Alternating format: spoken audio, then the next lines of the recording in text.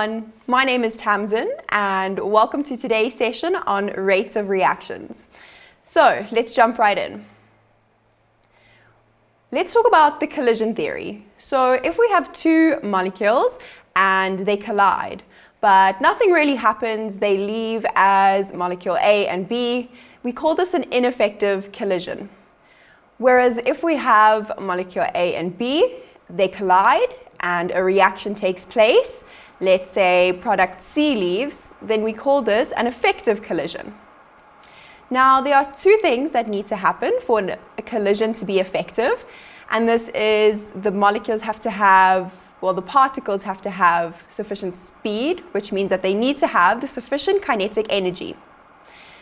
The particles also need to collide in the correct orientation. So we use the collision theory to describe the rates of reaction.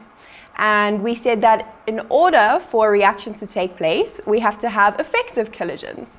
And we said the two criteria for this is that the particles have to have sufficient kinetic energy and they also have to collide in the correct orientation. And so if we increase the number of collisions, just by chance, we'll get that more effective collisions will be happening. So let's look at if we increase the concentration or pressure in our reaction. What's going to happen?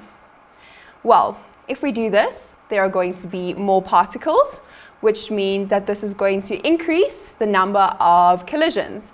And we said that this is then going to ensure that there is more effective collisions, which then means we're going to increase our rate of reactions.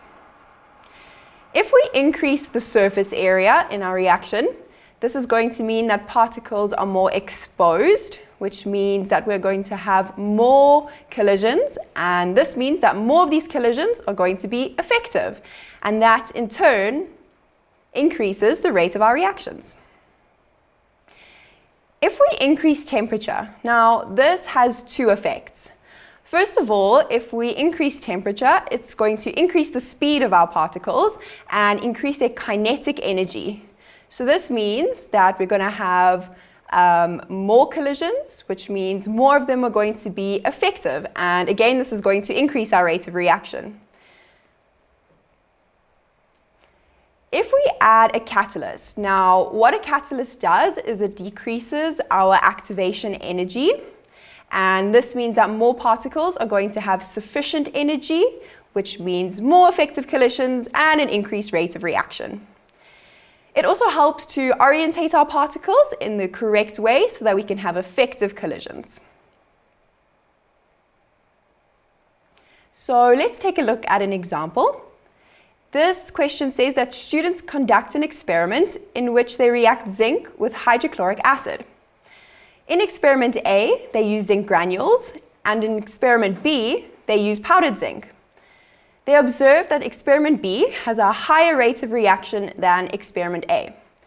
Now, this question asks us to use the collision theory to explain the student's observation. So pause this video and give this question a try by yourself. Right, I hope that went well. Now, let's take a look at the answer together.